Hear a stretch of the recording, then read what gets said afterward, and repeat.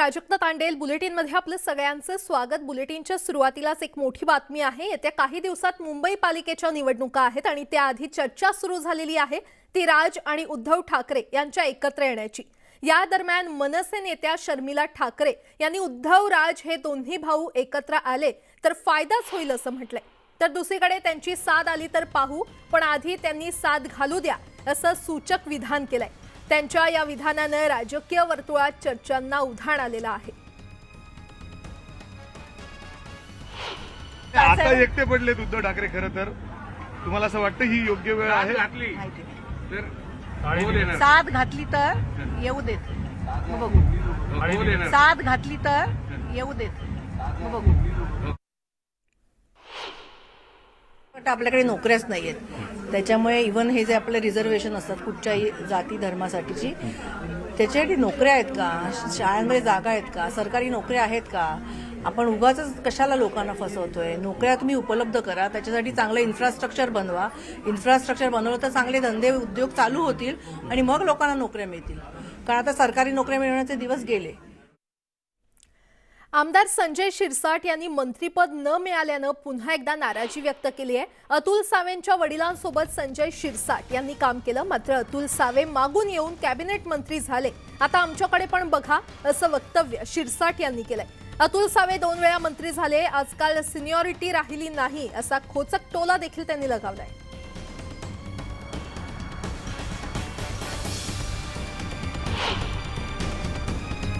माझ्या वडिलांबरोबर मी काम केलेलं आहे आणि त्याच्या वडिलांबरोबर काम करताना या राजकारणामध्ये कधी घेतील असं मला वाटलं नव्हतं। परंतु आला काय, राज्यमंत्री झाला काय, कॅबिनेट मंत्री झाला काय, सगळंच झालंय। अरे आमच्याकडे मी पाहायचा सध्या आजकाल सिनियरिटीचं कुठं काही राहिलेलंच नाही असं वाटायला लागलंय।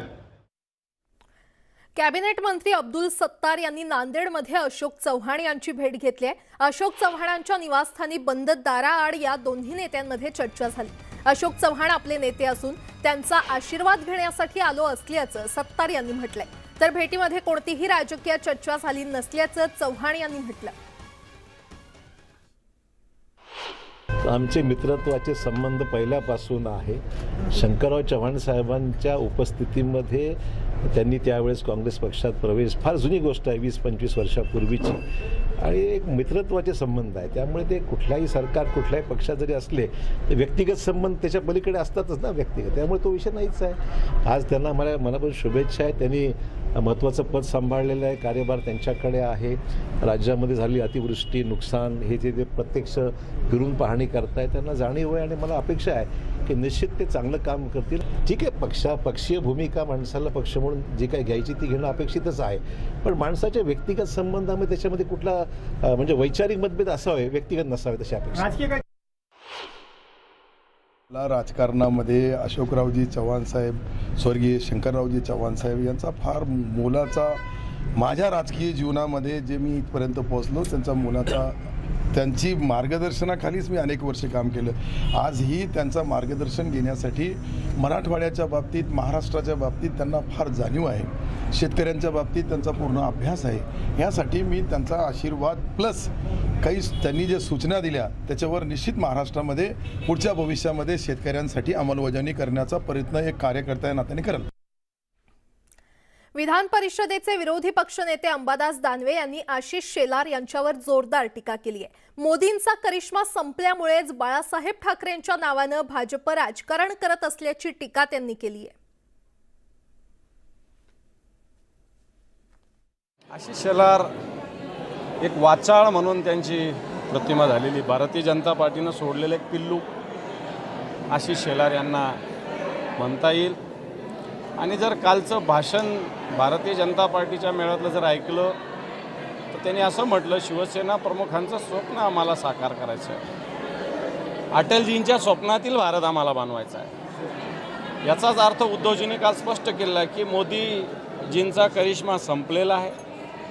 स्वतःच्या पक्षाच्या नेत्यांच्या नावावर त्यांना मत मागता येत नाही आणि म्हणून शिवसेना प्रमुखांचं नाव पुढं करून हे मत मागण्याचा प्रकार करतायत। कोकणातील रिफायनरीला राजापूर तालुक्यातील गोवळ गावातील ग्रामस्थांनी विरोध केलाय. बारसू गावात रिफायनरीच्या सर्वेक्षणासाठी आलेल्या कंत्राटदारांना स्थानिकांनी विरोध केलाय. या सर्वेक्षण स्थळी पोहोचलेले भाजप नेते निलेश राणे यांना देखील ग्रामस्थांच्या विरोधाचा सामना सहन करावा लागला. राणेंचा ताफा ग्रामस्थांनी अडवला होता.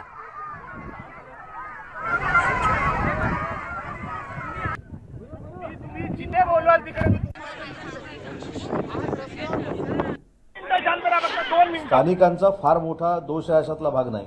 काही बाहेरचे एनजीओ जे आहेत ते येऊन त्या स्थानिक लोकांमध्ये गैरसमज पसरवण्याचा प्रयत्न करतायत. त्याच्यामुळं अशी यंत्रणा प्रशासनानं उभारली पाहिजे की कुठच्याही परिस्थितीत तिथं गैरसमज निर्माण होता कामा नये आणि जे स्थानिकांचे गैरसमज आहेत हे दूर करणं गरजेचं आहे. आता शेवटी एखादा प्रकल्प नको म्हणून माझ्यावर टीका केली जाईल, राजन साळींवर केली जाईल, निलेश राणेंवर केली जाईल, हा एक तिथल्या संघर्षाचा भाग झाला. परंतु तो संघर्ष भविष्यामध्ये होणार नाही याची जबाबदारी शासन म्हणून आम्ही स्वीकारणार आहोत की याच्यामध्ये ग्रामस्थांवर कुठचीही कारवाई करण्यापेक्षा किंवा ग्रामस्थांना कायदेशीररित्या अडचणीत आणण्यापेक्षा तिथं जनजागृती झाली पाहिजे. तर उदय सामंत यांनी हे वक्तव्य केलेलं आहे. रिफायनरीबाबत ग्रामस्थांवर कारवाई केली जाणार नाही. पण मी हे सांगितलं ना की विनायक राऊत साहेबांचं म्हणणं असं आहे की रिफायनरी नको आणि राजन साळवी साहेबांचं म्हणणं आहे की रिफायनरी पाहिजे. आधी त्या दोघांनी एकमत करावं ना. दरम्यान खासदार विनायक राऊत यांनी शहाजी बापू पाटलांवर टीका केली आहे. शहाजी पाटलांसारखा नौटंकी करणारा माणूस राजकारणात विनोद करू शकतो पण मतदारसंघाचं प्रतिनिधित्व करू शकत नसल्याची टीका विनायक राऊत यांनी केली आहे. शहाजी बापूंसारखा नौटंकी करणारा माणूस आज राजकारणामध्ये विनोद करू शकतो पण त्या मतदारसंघाचं प्रतिनिधित्व करू शकत नाही हे तिथल्या मतदारांनी अगदी ठामपणे सांगितलं आहे. म्हणून कालच एक व्हिडिओ मी आपल्या तुमच्या इलेक्ट्रॉनिक मीडियावरची बातमी ऐकलेली आहे. साधे विद्यार्थी पण म्हणतात की नॉट ओके, शिवसेनाच विल बी ओके. सत्तेत असताना अजित पवारांनी मेळघाटचा दौरा का केला नाही अशी घणाघाती टीका राणा दाम्पत्याकडून करण्यात आलेली आहे. अजित पवारांनी नुकत्याच केलेल्या मेळघाटाच्या दौऱ्यात कुपोषणासाठी शिंदे सरकारवर टीका केली होती. यापूर्वी देखील कुपोषणाची समस्या होती तेव्हा अजित पवार का गप्प होते असा सवाल त्यांनी उपस्थित केला. ज्या जिल्ह्यामध्ये महिला बाल विकास मंत्री होत्या त्याच ठिकाणी कुपोषणाच्या माध्यमातून 50 बालक 2 महिन्यामध्ये मरण पावले. ज्या ठिकाणी कुपोषणाचा आहार आहे ते उत्कृष्ट दर्जाचं आणि मेळघाट परिसरामध्ये सप्लाय करण्याचं काम ठेकेदाराच्या माध्यमातून यशोमतीने ठाकूरने केलं. त्यावेळेस का अजित पवार झोपले होते? राज्याचे उपमुख्यमंत्री म्हणून काम करत होते. पूर्ण 2.5 वर्षामध्ये मेळघाटमध्ये एक दौरा त्यांनी केला नाही आणि आता 2 महिने सरकार आलं तर सरकारवर टीका करायची. त्या महाराष्ट्रामध्ये त्यांची सत्ता असताना अजितदादांची सत्ता असताना आणि पालकमंत्री आणि महिला बाल कल्याण मंत्री जे अमरावतीचे असताना एवढे बालक जर मरत असतात तर एक साधी इन्क्वायरी त्यांनी त्या डिपार्टमेंटमध्ये बसवली नाही आणि त्या मंत्रीला प्रश्न सुद्धा विचारला नाही. तो जबाबदार कोण आहे? मला वाटते जे लोक याच्यामध्ये इन्व्हॉल्व्ह आहेत, जे कॉन्ट्रॅक्टर इन्व्हॉल्व्ह आहेत आणि जे मंत्री पैसे खातात त्या त्यांच्यावर इन्क्वायरी लावली पाहिजे. अजितदादा तर खूप कर्तृत्वाने आमचे सगळ्यांची आदरणीय आहे. त्यांनी त्याच्यावर का इन्क्वायरी नाही? आता अधिवेशनामध्ये त्यांनी लक्षवेधी या विषयावर लावली पाहिजे. राणा दाम्पत्यानं अमरावतीमध्ये दहीहंडीचं आयोजन केलेलं आहे आणि तिथे नुकतंच उपमुख्यमंत्री देवेंद्र फडणवीस हे पोहोचलेले आहेत. तिकडची ही थेट दृश्य आपण पाहतोय. राणा दाम्पत्याकडून या दहीहंडी उत्सवाचं आयोजन करण्यात आलेलं आहे. उपमुख्यमंत्री देवेंद्र फडणवीस यांनी अमरावतीमध्ये जाऊन या कार्यक्रमाला हजेरी लावलेली आहे. अमरावतीतली ही थेट दृश्य आपण पाहतोय. अमरावतीमध्ये राणा दाम्पत्याकडून दहीहंडीचं आयोजन करण्यात आलेलं आहे. या दहीहंडीच्या उत्सवासाठी उपमुख्यमंत्री देवेंद्र फडणवीस यांनी देखील उपस्थिती लावलेली आहे. ही दहीहंडी पाहण्यासाठी हजारो लाखो कार्यकर्ते नागरिक इथे उपस्थित असल्याचं पाहायला मिळतंय. देवेंद्र फडणवीस हे देखील इथे दाखल झालेले आहेत. अमरावतीतली ही थेट दृश्य आपण पाहतोय. उपमुख्यमंत्री देवेंद्र फडणवीसांचं इथे आगमन झालेलं आहे. राणा दाम्पत्याकडून अमरावतीमध्ये दहीहंडी उत्सवाचं आयोजन करण्यात आलेलं आहे. तिकडची ही थेट दृश्य न्यूज 18 लोकमतच्या प्रेक्षकांसाठी.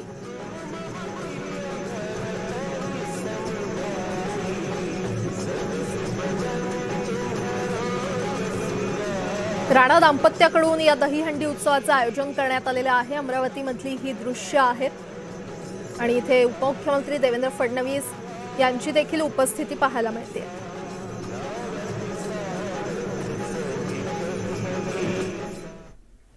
वळूयात पुढच्या बातमीकडे. संभाजीराजे छत्रपती यांनी दिवंगत मेटे कुटुंबियांची भेट घेऊन त्यांचं सांत्वन केलंय.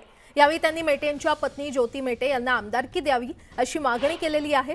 समाजासाठी संपूर्ण आयुष्य काम करणाऱ्या नेत्याच्या कुटुंबाला आणि संघटनेला बळ मिळालं पाहिजे.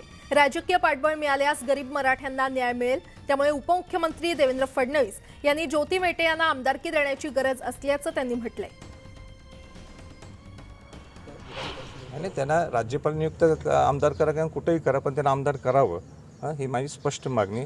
म्हणजे इकडे हेरून फिरून मला काही बोलायचा विषय नाही. त्यांना राजकीय ताकद द्यायला पाहिजे ही मी या मताचं आहे. ज्या मराठा समाजासाठी अहोरात्र त्यांनी प्रयत्न केले 81 वर्ष 1981 पासून, आज कुठंतरी न्याय मिळायला पाहिजे ना त्यांना. म्हणजे ते आज नाहीत म्हणून त्यांचा विषय संपला का? नाही, त्यांना ताकद द्यायलाच पाहिजे. आणि शिवसंग्राम जर टिकवायचा असेल आणि गरीब मराठ्यांना न्याय द्यायचा असेल तर माझं उलटं मुख्यमंत्री असतील किंवा प्रामुख्याने DCM असतील, कारण त्या पक्षांची त्यांचा नेहमी सहयोग होता, तर त्यांना आमदारकी द्यावी असं मी या मताचं आहे.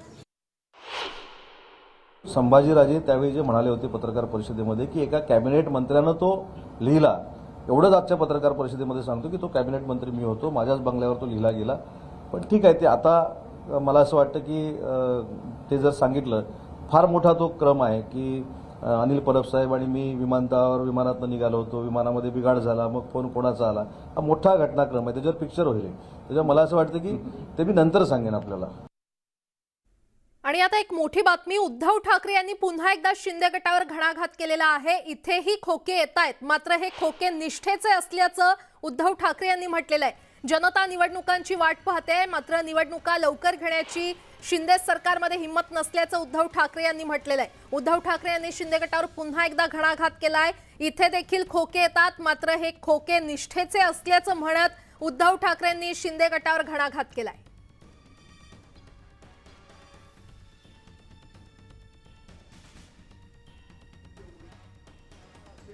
वाट बघतायत की निवडणुका कधी एकदा येत आहेत आणि या गद्दारांना आम्ही धडा शिकवतो. पण निवडणुका लवकर घेण्याची त्यांच्यात काही हिंमत आहे असं मला वाटत नाही. मग निदान या सगळ्या जनतेच्या ज्या भावना आहेत की या रूपाने तरी का होईना आपल्यासोबत जोडल्या आहेत. बरं, पुढच्या वेळेला याल ते 5चे 10, 10चे 15, 15चे 20 आणि ते सुद्धा आपल्या निष्ठेचे खोके. परत त्याचं मला आतमध्ये प्रसार माध्यम आहे ते म्हणतील इकडे सुद्धा खोके येत आहेत. तो येत आहे, पण ते खोके कसे ते उघडून बघा.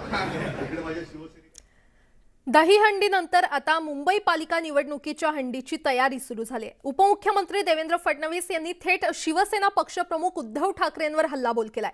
कार्यकर्त्यांच्या मेळाव्यात भाजपनं आक्रमक इरादे जाहीर केले. पाहूयात.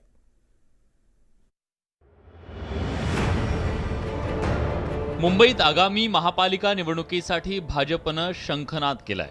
उपमुख्यमंत्री देवेंद्र फडणवीस आणि भाजपचे मुंबई अध्यक्ष आशिष शेलार द्वेषानं रणांगणात उतरलेत.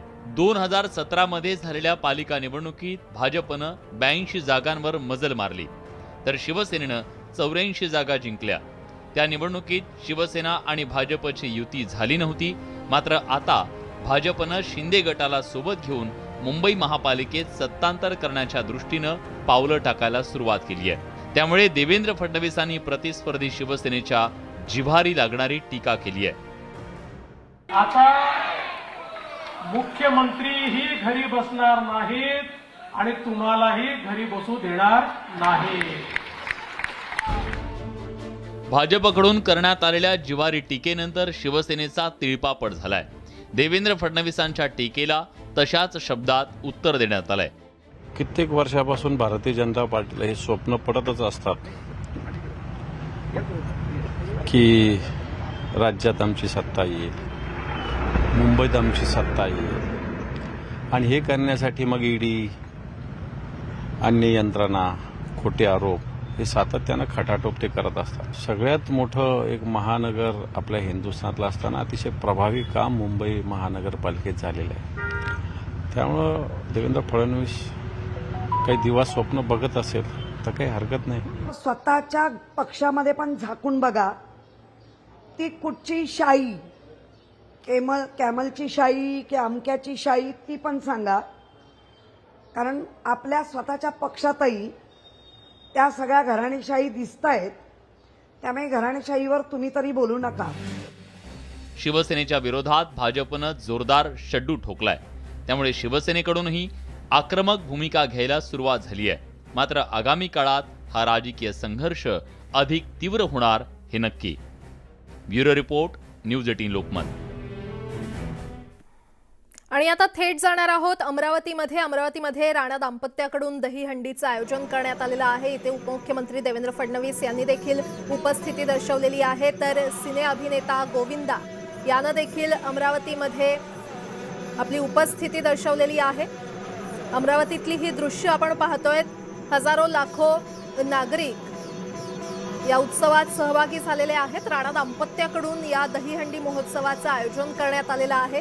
या कार्यक्रमात उपमुख्यमंत्री देवेंद्र फडणवीस उपस्थित आहेत. तर सिने अभिनेता गोविंदा देखील इथे उपस्थित आहेत. चंद्रशेखर बावनकुळे यांची देखील उपस्थिती आपल्याला पाहायला मिळते. अनेक भाजपच्या राजकीय नेत्यांसह हा कार्यक्रम पार पडतोय. राणा दाम्पत्याकडून या दहीहंडी महोत्सवाचं आयोजन करण्यात आलेलं आहे. सिने अभिनेता गोविंदा यानं देखील इथे उपस्थिती दर्शवलेली आहे. अमरावतीतली ही थेट दृश्य आपण पाहतोय. अमरावतीमध्ये राणा दाम्पत्याकडून या दहीहंडी महोत्सवाचं आयोजन करण्यात आलेलं आहे. हजारो लाखो नागरिक, कार्यकर्ते यांनी या महोत्सवात, या उत्सवात आपली उपस्थिती दर्शवलेली असतानाच भाजपच्या नेत्यांनी देखील उपस्थिती दर्शवलेली आहे. उपमुख्यमंत्री देवेंद्र फडणवीस यांची उपस्थिती आपल्याला पाहायला मिळते. तर सिने अभिनेता गोविंदा देखील इथे उपस्थित राहून उत्साह वाढवताना पाहायला मिळतोय.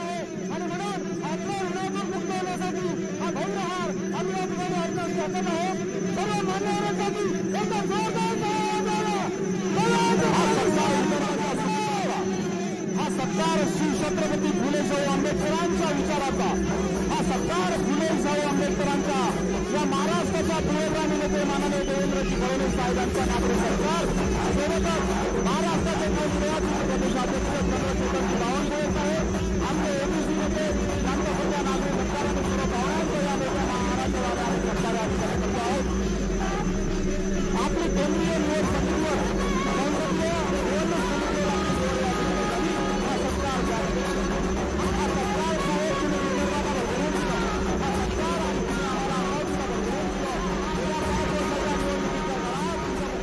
अमरावतीतली ही दृश्य आपण पाहतोय. अमरावतीमध्ये राणा दाम्पत्याकडून दहीहंडी उत्सवाचं आयोजन करण्यात आलेलं आहे. उपमुख्यमंत्री देवेंद्र फडणवीस यांनी इथे आपली उपस्थिती दर्शवलेली आहे. तसंच भाजपचे चंद्रशेखर बावनकुळे देखील उपस्थित आहेत. तर सिने अभिनेता गोविंदा देखील इथे उपस्थित राहून उत्साह वाढवण्याचं काम करतोय. अमरावतीतली ही थेट दृश्य आपण पाहतोय. राणा दाम्पत्याकडून या दहीहंडी उत्सवाचं आयोजन करण्यात आलेलं आहे. भली मोठी अशी ही दहीहंडी उत्सव आयोजित करण्यात आलेला आहे. उपमुख्यमंत्री देवेंद्र फडणवीस यांनी या उत्सवाला आपली उपस्थिती दर्शवलेली आहे. तर सिने अभिनेता गोविंदा देखील उपस्थित असल्याचं पाहायला मिळत आहे. भाजपचे चंद्रशेखर बावनकुळे देखील या कार्यक्रमात उपस्थित आहेत.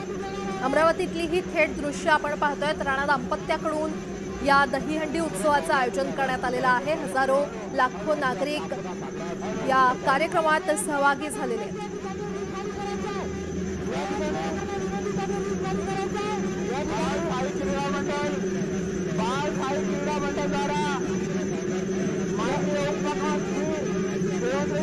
तब्बल 2 वर्षानंतर निर्बंधमुक्त अशी दहीहंडी साजरी करण्यात आलेली आहे ठिकठिकाणी. आणि आता अमरावतीमध्ये देखील राणा दाम्पत्याकडून या दहीहंडीचं आयोजन करण्यात आलेलं आहे.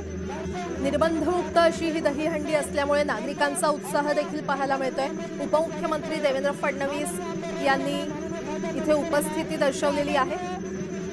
अधिक माहिती देत आहेत आमचे प्रतिनिधी संजय शेंडे आपल्यासोबत जोडले गेलेले आहेत. संजय, तब्बल 2 वर्षानंतर दहीहंडी उत्सवाचा उत्सव खरं तर राज्यामध्ये पार पडतोय आणि आता राणा दाम्पत्याकडून देखील दहीहंडी उत्सव आयोजित करण्यात आलेला आहे. काय अमरावतीमध्ये एकंदरीत वातावरण आहे? राणा दाम्पत्याच्या वतीनं आज अमरावतीच्या नवाजी चौकात दहीहंडीचं आयोजन करण्यात आलेलं आहे. आणि ही भली मोठी दहीहंडी जी आहे ही दहीहंडी या ठिकाणी लावण्यात आलेली आहे. आणि याच ठिकाणी आता नुकतेच महाराष्ट्र राज्याचे उपमुख्यमंत्री देवेंद्र फडणवीस आणि भाजपचे प्रदेशाध्यक्ष चंद्रशेखर बावनकुळे यांचं स्वागत करण्यात आलेलं आहे. विशेष म्हणजे क्रेनच्या सहाय्याने हार चढवून या दोघांचं स्वागत करण्यात आलेलं आहे. याच ठिकाणी युवा स्वाभिमानच्या कार्यकर्त्यांनी रक्तदान शिबिर सुद्धा घेतलेलं होतं आणि देवेंद्र फडणवीस आणि चंद्रशेखर बावनकुळे यांची रक्ततुला या ठिकाणी केली जाणार आहे. या ठिकाणी मोठ्या प्रमाणात हजेरीचे नागरिकांनी लावलेली आहे. सिनेस्टार अभिनेते गोविंद हे सुद्धा या ठिकाणी आलेले आहे. आणि एकूणच जर बघितलं तर अमरावतीचं जे वातावरण आहे हे वातावरण या ठिकाणी अक्षरशः ट्रॉफिक जाम झालेली आहे आणि मोठ्या प्रमाणात नागरिकांनी या कार्यक्रमाला हजेरी लावलेली आहे.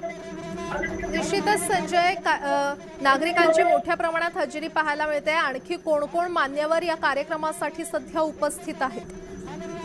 या कार्यक्रमाला भाजपचे जे अमरावतीचे राज्यसभेचे खासदार जे आहेत ते डॉक्टर अनिल बोंडे उपस्थित आहेत. स्वतः नवनीत राणा जे आहे त्या उपस्थित आहे.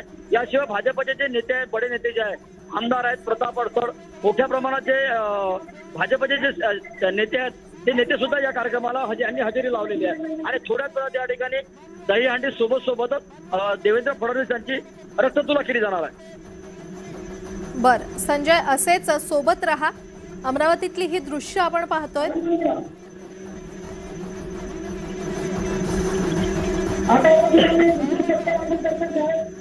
आपल्या विदर्भाचे सुपुत्र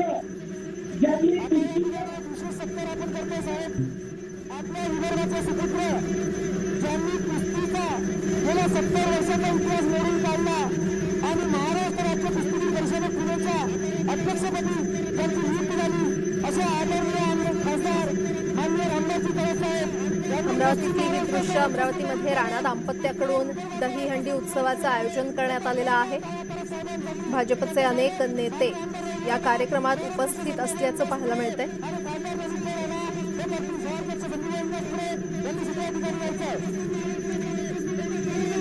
ब्रेक नंतर आपलं पुन्हा एकदा स्वागत. वळूयात पुढच्या बातमीकडे. सिडकोच्या मनमानी कारभाराला आता चाप बसणार आहे, कारण राज्य सरकारकडे प्रलंबित असलेला नवी मुंबई महापालिकेचा विकास आराखडा प्रकाशित करण्यास परवानगी मिळालेली आहे. त्यामुळे विकासात आता भर पडणार आहे. वाढत्या लोकसंख्येमुळे नागरी सुविधा पुरवणं हे आव्हान महापालिकेकडे होतं. अशातच सिडको सावकारी पद्धतीनं भूखंड विकत असल्यानं शहराच्या विकासाला खीळ बसली होती. मात्र आता आराखडा प्रकाशित झाल्यानं सिडकोच्या भूखंड विक्रीला चाप बसणार आहे. नवी मुंबई महापालिकेच्या विकास आराखडा जरी प्रकाशित झाला असला तरी तो मंजूर होण्यास 1 वर्षाचा कालावधी लागणार आहे. गेली 30 वर्ष झाली महानगरपालिका अस्तित्वात आल्यापासून हा कधी बनवलाच गेला नव्हता, ज्याच्यामुळे सिडको पाहिजे ते मनमानी करत होती. कोणतेही भूखंड विकून टाकायची, रिझर्वेशन बघायचं नाही. आमच्या वाशीच्या रेल्वे स्टेशनच्या बाहेर लो हाऊसिंग घरं बनवायला बघत होती, ट्रक टर्मिनल बनवायला बघत होती. त्यात रोड आहेत, त्यात फ्युचर प्लॅनिंग आहे, कोस्टल रोड आहेत, उद्याने आहेत, पार्किंग आहेत. ह्या सर्व गोष्टीच्या आता सिस्टमॅटिकली प्रत्येक भूखंडावरती रिझर्वेशन येऊन पडणार आणि आता सिडको एकही भूखंड विकू शकणार नाही जोपर्यंत हे मंजूर किंवा नामंजूर होऊन येत नाही शासनाकडे. 19 झोनल प्लान जे बनवले होते, नोडल प्लान जे म्हणतो आपण, ते ब्रॉडली त्या ठिकाणी कुठल्या सुविधा असाव्यात अशा पद्धतीने बनवलेले. त्यामुळे विकास आराखडा शहर निर्मितीपासून झालेला हा पहिलाच आहे आणि हे शहरासाठीचं फार महत्त्वाचं डॉक्युमेंट आहे. नवी मुंबईमध्ये सुद्धा मोठ्या प्रमाणावरती पुनर्विकास पुढच्या 10 ते 15 वर्षामध्ये झालेला आपल्याला दिसेल. ह्या वाढत्या लोकसंख्येमुळे नागरी सुविधांवरती जो ताण पडू शकतो, त्याला जे आपल्याला आवश्यक असणाऱ्या सुविधा देणं महानगरपालिकेवरती बंधनकारक आहे. त्यासाठी आपल्याला जागा आवश्यक असतात आणि त्या जागा उपलब्ध व्हाव्यात यासाठी आवश्यक ती आरक्षणं टाकून हा विकास आराखडा पब्लिश होणं अत्यंत आवश्यक असतं. त्या पद्धतीने हा आता प्रसिद्ध करण्यात आलेला. तिकडे रायगड जिल्ह्यातील कोलाड इथली रिव्हर राफ्टिंग गेल्या 15 दिवसांपासून बंद आहे. काही मोजक्या लोकांच्या आडमुठे धोरणामुळे राफ्टिंग व्यवसाय बंद पडलाय. सुतारवाडीतील साजे, रवाळजे आणि कामत या ठिकाणी राफ्टिंग चालते. याजवळच्या 6 गावातील ग्रामस्थ आणि तरुण याच रिव्हर राफ्टिंग व्यवसायावर अवलंबून आहेत. रिव्हर राफ्टिंग बंद असल्यामुळे पर्यटकांचा देखील हिरमोड झालाय. त्यामुळे राफ्टिंग बंद असल्यामुळे अनेक व्यावसायिक आणि रिक्षा चालकांवर आर्थिक संकट आलेलं आहे. त्यामुळे राफ्टिंग पुन्हा सुरू करण्याची मागणी गावकऱ्यांनी केली आहे. 2 वर्षांनी आमचा राफ्टिंग बिझनेस चालू झालेला. आज माझ्या स्वतःच्या तिथे 2 राफ्ट आहेत. आज कोविडनंतर कुठेतरी आम्हाला रोजगाराची संधी निर्माण झालेली, परंतु आज काही स्थानिक वादामुळे तो राफ्टिंग जवळजवळ 15 दिवस बंद आहे. आज राफ्टिंग बंद असल्यामुळे खूप मोठा इथं आमच्यासारख्या रोजगाराचा लोकांचा प्रश्न निर्माण झालेला आहे.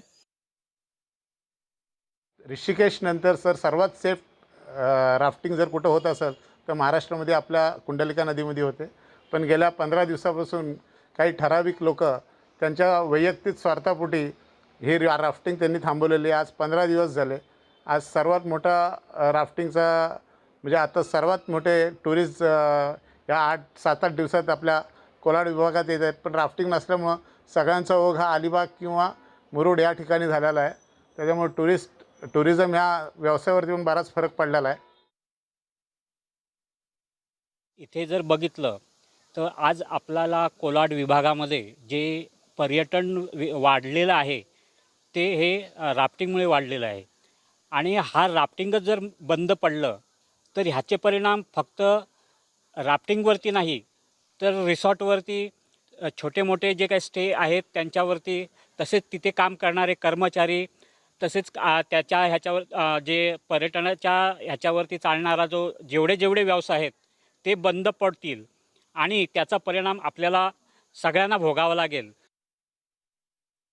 से मुंबई से यहाँ आए स्पेशली कोलाड, यहाँ पे सुना है कि यहाँ पे राफ्टिंग बहुत अच्छा होता है और रास्ते में हम लोग को इतना एक्साइटमेंट था, इतना अच्छा वेदर, इतनी ग्रीनरी देखकर हम लोग इतनी एक्साइटमेंट से यहाँ आए और जब यहाँ पर आए हमको अचानक पता चला, हमको वापस भेज दिया कि राफ्टिंग बंद कर दिया है. तो मुझे लगता है यहाँ पे सबसे अट्रैक्टिव चीज़ अभी राफ्टिंग, हम लोग इतनी दूर से राफ्टिंग करने ही आए थे यहाँ पे, पर हमारी पूरी ट्रिप एक्चुअली मूड ऑफ हो गया क्योंकि राफ्टिंग नहीं करने से हमारे बच्चे भी यहाँ पे देखने के लिए आए थे कि इतना एक्साइटमेंट लेकर आए थे. पुणे आणि लष्कर-ए तोयबाचं कनेक्शन उघड झाले. दापोडी परिसरातून अटक करण्यात आलेल्या जुनेद मोहम्मदच्या विरोधात एटीएसनं आरोपपत्र दाखल केलंय. यूपी आणि दिल्लीमध्ये दहशतवादी हल्ले करण्याचा कट जुनेदनं आखला होता. मात्र एटीएसच्या धडक कारवाईमुळे घातपाताचा कट उधळला गेलाय.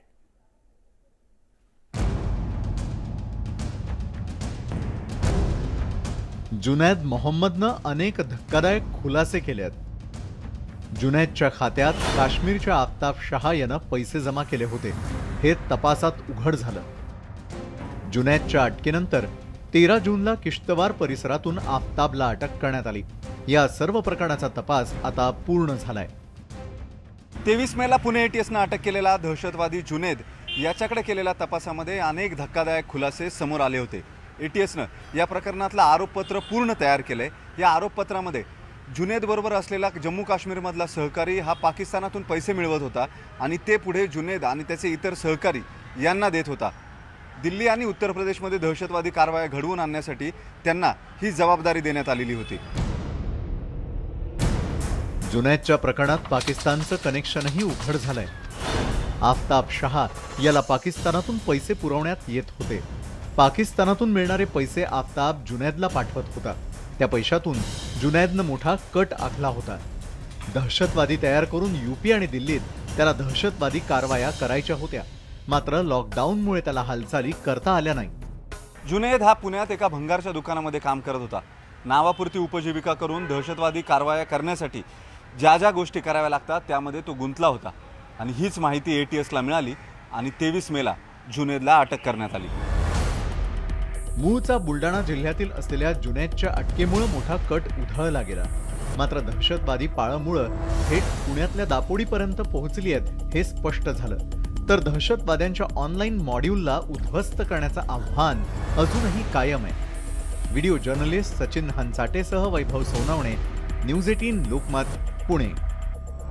ब्रेक नंतर आपलं पुन्हा एकदा स्वागत. आणि आता एक मोठी बातमी आहे मीरा रोडमधून. मीरा रोड येथील सिल्वर पार्क परिसरात रहिवासी इमारतीचा स्लॅब कोसळल्याची धक्कादायक घटना समोर आली आहे. चंद्रेश एकॉर्ड या कॉम्प्लेक्समधील जय विजय नगरच्या बिल्डिंग क्रमांक 24 मधील फ्लॅटचं छत कोसळून 5 जण जखमी झालेत. सकाळी 6 वाजण्याच्या सुमारास हा अपघात झाला. महापालिकेनं संपूर्ण इमारत रिकामी करून स्ट्रक्चरल ऑडिटचं काम सुरू केलेलं आहे. ही इमारत 1990 साली बांधण्यात आली होती. या इमारतीतील 202 क्रमांकाच्या फ्लॅटचा स्लॅब तळमजल्यावरील फ्लॅटवर पडला.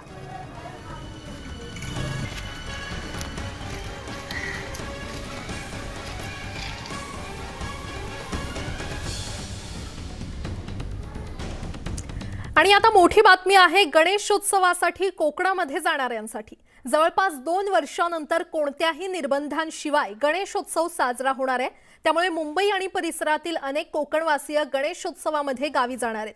गणेशोत्सवासाठी एसटीने देखील कंबर कसली असून कोकणातील गणेशोत्सवासाठी एसटी महामंडळाने देखील 2310 ज्यादा बसेस सोडण्याचा निर्णय घेतलाय। यंदा बाप्पाचं आगमन 31 ऑगस्ट रोजी होणार असून गणेशोत्सवाची जोरदार तयारी सुरू झाली आहे। तर एसटी महामंडळाकडून 25 ऑगस्ट ते 31 ऑगस्ट 2022 या कालावधीमध्ये ज्यादा बसेस चालवण्यात येणार आहेत।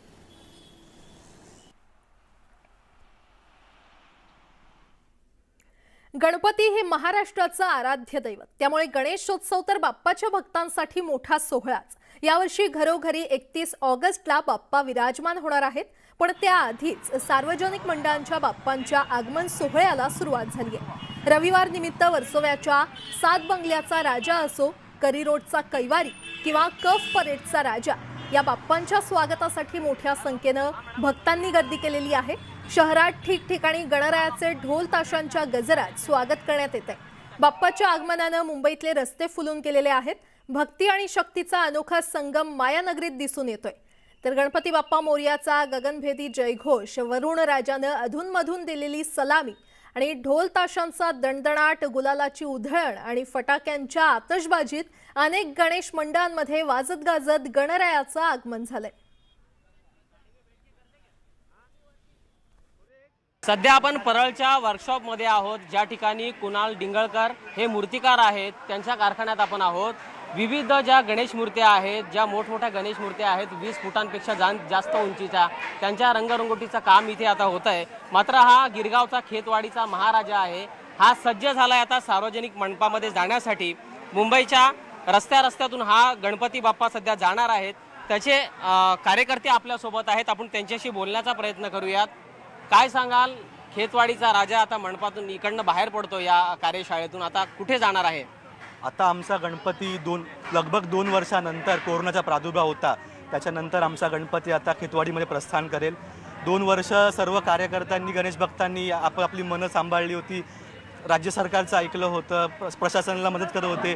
पण आता सरकारने नियमावली बदलली आहे, सगळे नियम शिथिल केलेत आणि आम्हाला मोठ्या उत्साहात गणेशोत्सव पुन्हा एकदा साजरा करायला मिळतो, त्याच्याबद्दल आम्ही आभारी आहोत। स्वागत जोरातच होतं आहे, कारण यावेळी DJ आहे, ढोल पथक आहे, कच्छी वगैरे आहे आणि सर्व कार्यकर्ते एकदम उत्साहामध्ये सज्ज झाले गणपतीच्या स्वागतासाठी। आपल्या बाप्पाचं नेमकं वैशिष्ट्य काय?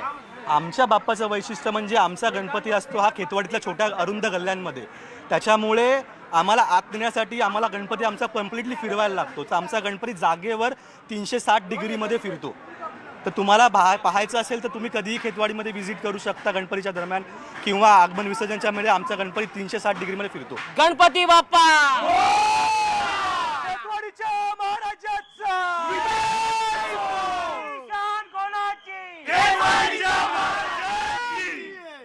हाच उत्साह राज्यभरात 31 ऑगस्ट नंतर पाहायला मिळणार आहे। व्हिडिओ जर्नलिस्ट अरुण पेडणेकरसह गणेश गायकवाड, न्यूज 18 लोकमत, मुंबई।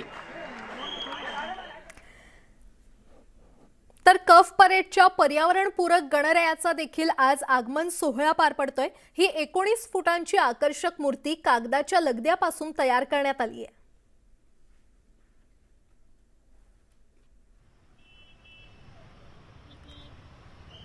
कफ परेडचा 19 फुटी या बाप्पाचं आगमन झालेलं आहे। सार्वजनिक मंडळांच्या बाप्पांचं ठिकठिकाणी आगमन झालेलं असतानाच कफ परेडच्या बाप्पाचं देखील आगमन झालेलं आहे। मोरयाच्या जयघोषात बाप्पांचं आगमन झालेलं आहे। 19 फुटी पर्यावरणपूरक अशी ही बाप्पांची मूर्ती आहे आणि या गणरायाच्या आगमन सोहळ्याचा आढावा घेतलेला आहे आमचे प्रतिनिधी गणेश गायकवाड यांनी। गणेश उत्सव सुरू व्हायला 10 दिवस आहेत, मात्र आजपासूनच गणेश उत्सवाचा जो धूमधडाका आहे तो आजपासूनच दिसतोय। हा जो आहे तो मुंबईचा कृपाळू कप परेडचा हा गणपती आहे आणि विशेष म्हणजे पर्यावरणपूरक असलेला हा गणपती आहे। 19 फुटी उंची मूर्तीची उंची आहे आणि कागदी लगद्यापासून बनवलेला ही गणेश मूर्ती आहे। आपण पाहू शकतो की महिला देखील, म्हणजे गणेश उत्सव सुरू व्हायला 10 दिवस असताना आजपासूनच गणेश उत्सव सुरू झाला आहे असं म्हणता येईल, कारण रंगीबेरंगी साड्यांमध्ये आणि जे कार्यकर्ते आहेत ते देखील या ठिकाणी गणपती बाप्पाचा जयघोष करतायत। आपण विचारूयात की कशा प्रकारे 2 वर्षानंतर पहिल्यांदा गणेश उत्सव जो आहे तो निर्बंधमुक्त साजरा होतोय, काय सांगाल?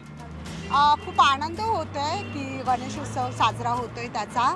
आम्ही तर गणपती बाप्पाच्या आतुरतेने वाटच बघत होतो आणि आमच्या मंडळाला आता 40 वर्ष पूर्ण झाले आहेत आणि मंडळाने हे ठरवलं की ह्या वर्षी काहीतरी वेगळं करूया म्हणून त्या लोकांनी कागदी मूर्ती तयार केली. बघूया आता. तसा तर मंडळ खूप जोशमध्ये आहे, सगळेच जोशमध्ये आहेत. मुंबईच्या कृपाळाचा विजय. 10 दिवस आहेत गणेश उत्सवाला, मात्र आजपासूनच गणेश उत्सव सुरू झालाय असं वाटतंय. 10 दिवस आहेत गणेश उत्सव सुरू व्हायला, मात्र तुमच्याकडे बघितल्यावर आजपासून गणेश उत्सव सुरू झालाय असं वाटतंय. हो नक्कीच. आम्ही खूप मेहनत घेतली. आमचा मंडळ खूप मेहनत घेतो खूप दिवसापासून. म्हणजे खूप उत्सुकता वाटली आम्हाला ह्या दिवसाची. आम्ही आतुरतेने वाट बघतो मुंबईच्या कृपाने. काय या गणेशाचं महत्त्व आहे? किती वर्षापासून गणेशाची मूर्ती स्थापित केली जाते? 1982 पासून गणेश मूर्तीची आम्ही स्थापना करत आलेलो आहे आणि यंदाचं हे आठवं वर्ष आहे जे आम्ही एवढी मोठी मूर्ती बसवतोय. 18 फुटी आणि यावर्षी कागदी लगद्याची म्हणजे पर्यावरणपूरक राजन झाड यांच्या कारखान्यातली आहे. गजमुख म्हणजे मुख्य ह्या मूर्तीचं वैशिष्ट्य म्हणजे गजमुख हे या मूर्तीचं पहिली गोष्ट वैशिष्ट्य आहे.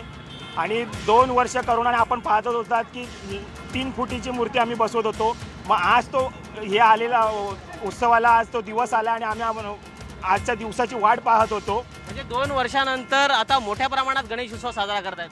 हो, खूप जल्लोषात. कारण की 2 वर्ष सर्वच आपल्या घरी करोनाचे सर्व निबंध पाळून सर्व गणेशोत्सव साजरा करतायत आणि यंदा आपल्याला संधी भेटली आहे की खूप जल्लोषात साजरा करावे. तर सर्व तुम्ही बघू शकता, सर्व पोरांमध्ये जो उत्साह आहे, बायकांमध्ये जो उत्साह आहे, तर खूप मजा येते यावर्षी जल्लोषात. खूपच मजा येते. 2 वर्षानंतर पहिल्यांदाच गणेश उत्सव कोरोनामुक्त निर्बंधाशिवाय साजरा केला जातोय. त्यामुळे गणेश भक्तांमध्ये मोठ्या प्रमाणात उत्साहाचं वातावरण पाहायला मिळत आहे.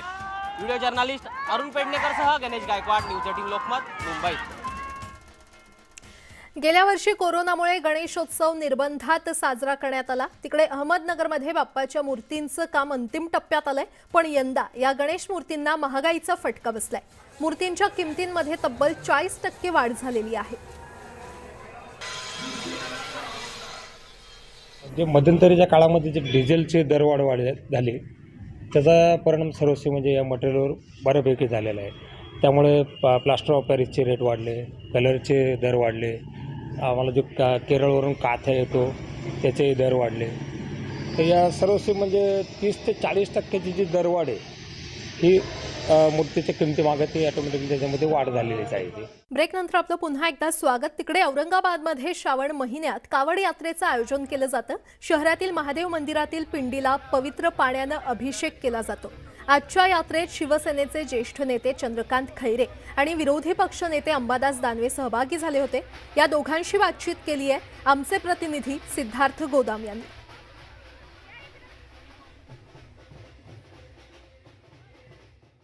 विधान परिषदेचे विरोधी पक्षनेता अंबादास दानवे यांची विश्वविक्रमी कावड यात्रा श्रावणामध्ये असते आणि आज निघालेले आपण बघू शकतो. माजी महापौर नंदू घोडेले असतील, विरोधी पक्षनेते अंबादास दानवे असतील, या मोठ्या कावड यात्रेमध्ये दरवर्षी सहभागी असतात. असं मोठ्या प्रमाणात वारकरी संप्रदाय असेल किंवा भाविक या कावड यात्रेत जे आहेत सामील होत असतात. औरंगाबादचं हे एक आकर्षण असतं कारण कावड यात्रा ही अत्यंत भावनिक पद्धतीने आणि दरवर्षी काढली जाते. दादा, काय म्हणाल, कावड यात्रेचं काय महत्व आहे? दर श्रावण महिन्यात कावड यात्रा काढली जात असते. हिंदू बांधवांची ही भूमिका असते की श्रावण महिन्यात गंगेचं पवित्र पाण्याने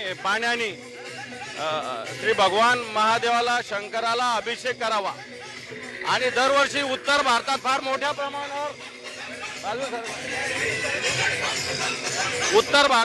प्रमाणावर अशा पद्धतीनं कावड यात्रा होत असतात. शहरी भागात अशा कावड यात्रा फार लांब अंतर चालणं लोकांना वेळेअभावी शक्य नसतं आणि म्हणून आम्ही संभाजीनगरात मागच्या 10-12 वर्षापासून अशा कावड यात्रा काढत आलेलो आहे. एक समस्त हिंदू बांधवांचं एक एकत्रीकरण करून भगवान शंकराला महाअभिषेक, जलाभिषेक ही पद्धत आहे आणि ही आम्ही चालू ठेवलेली. आपण बघतोय शिवसेनेचे ज्येष्ठ नेते चंद्रकांत खैरे सुद्धा या ठिकाणी आलेत. दादा, श्रावणात कावड यात्रेचं किती महत्व असतं? श्रावण महिना हा हिंदूंचा त्या ठिकाणी मोठा महत्वाचा आणि पूजापाठ करण्याचा जो महिना आहे. हिंदू धर्मीय सर्व ते श्रावण महिन्यामध्ये आता मी सुद्धा त्या ठिकाणी माझी पूजा आहे आणि दररोज महादेवाला त्या ठिकाणी जल चढवणे हे सगळं माझं चालू असतं आणि म्हणून आज शिवसेनेतर्फे या ठिकाणी आम्ही ही कावड यात्रा अनेक वर्षापासून काढतो. ही कावड यात्रा या ठिकाणी आम्ही काढलेली आहे. कावड यात्रा आता औरंगाबाद येथील खडकेश्वर भागामध्ये जाईल आणि त्या ठिकाणी जलाभिषेक देऊन ही कावड यात्रा संपेल. सिद्धार्थ गोदाम, न्यूज 18 लोकमत, औरंगाबाद. सह्याद्रीच्या कुशीत वसलेल्या मावळ तालुक्याला निसर्गाचं अनोखं वरदान मिळाले. श्रावण महिन्यात हे सौंदर्य अजूनच बहरतं. तर मावळातील प्रत्येक गावाला आणि दगडाला इतिहास लाभलेला आहे. याच मावळात एक ऐतिहासिक गाव म्हणजे पाटण. किल्ले विसापूरच्या पायथ्याशी वसलेलं हे गाव. याचं गावालगत सुंदर पेशवेकालीन तलाव आहे आणि त्या तलावावर अतिशय देखणं महादेवाचं पुरातन मंदिर वसलंय. न्यूज 18 लोकमतच्या प्रेक्षकांसाठी श्रावण मासातील ही खास नयनरम्य दृश्य.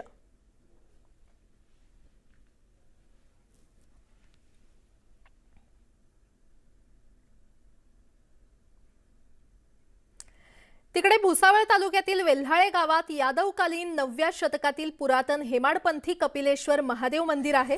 मंदिराच्या बांधकामासाठी वैशिष्ट्यपूर्ण कोरीव दगडाचा वापर करण्यात आलाय. या मंदिरामुळे वेल्हाळे गावाची प्राचीन काळापासून ओळख निर्माण झालेली आहे.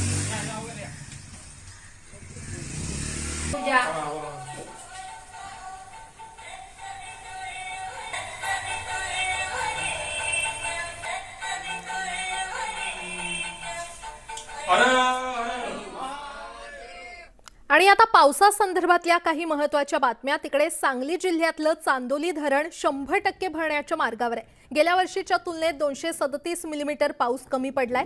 धरण पूर्ण क्षमतेनं भरण्यास केवळ 3 TMC पाण्याची आवश्यकता आहे. सलग 8 ते 10 दिवस झालेल्या अतिवृष्टीनं धरणाच्या पातळीमध्ये झपाट्यानं वाढ झाली आहे.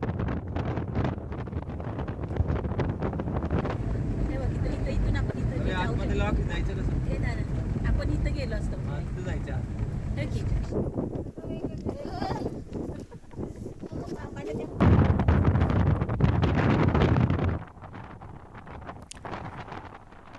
हिमाचल प्रदेश तसंच उत्तराखंडमध्ये पावसानं थैमान घातलेलं आहे. पावसामुळे अनेक भागातील यंत्रणा पूर्णपणे विस्कळीत झाल्या असून अनेक ठिकाणी रस्त्याचं नदीमध्ये रूपांतर झालंय.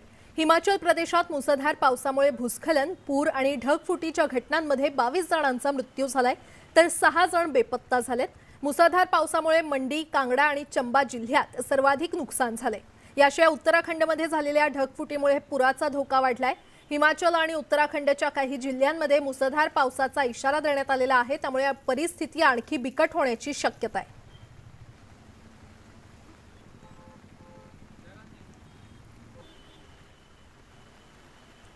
तर तिकडे जम्मू काश्मीरच्या अनेक भागांमध्ये देखील ढगफुटीच्या घटना पाहायला मिळालेल्या आहेत. ढगफुटीमुळे राजौरी जिल्ह्यातून वाहणाऱ्या दरहाली नदीला अचानक पूर आला. पीर पांजाल डोंगर रांगांमध्ये पडणाऱ्या मुसळधार पावसाचा फटका खोऱ्यातील अनेक गावांना बसलाय.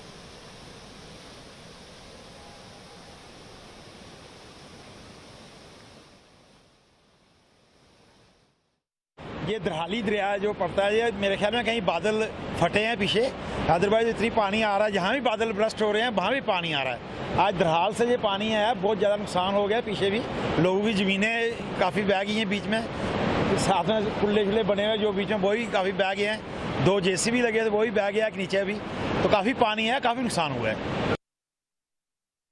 भारतीय स्टार क्रिकेटर विराट कोहली सध्या आशिया कपसाठी कसून सराव करतोय. 27 ऑगस्ट पासून सुरू होणाऱ्या या टुर्नामेंटसाठी तो 23 ऑगस्टला UAEला रवाना होणार आहे. दरम्यान सध्या मुंबईमध्ये असणाऱ्या विराटनं आपली पत्नी अनुष्का शर्मा सोबत फोटोशूट केलं आणि त्यानंतर या जोडप्यानं स्कूटरवरून मुंबईच्या रस्त्यांवर सैरसपाटा मारला. त्यांच्या या सैरसपाट्याचा व्हिडिओ सध्या व्हायरल झालेला आहे. स्कूटीवरून फिरताना ओळख लपवण्यासाठी दोघांनी हेल्मेट देखील घातले होते. व्हिडिओमध्ये विराट स्कूटी चालवतोय तर अनुष्का त्याच्या मागे बसली आहे. तर अनुष्का शर्मा ब्लॅक लुकमध्ये आहे. विराट कोहली लवकरच भारत विरुद्ध पाकिस्तान सामन्यामध्ये बऱ्याच दिवसांनी खेळणार आहे. तर अनुष्का शर्मा देखील तब्बल 4 वर्षांनंतर चगदा एक्सप्रेसमधून रुपेरी पडद्यावर दिसणार आहे.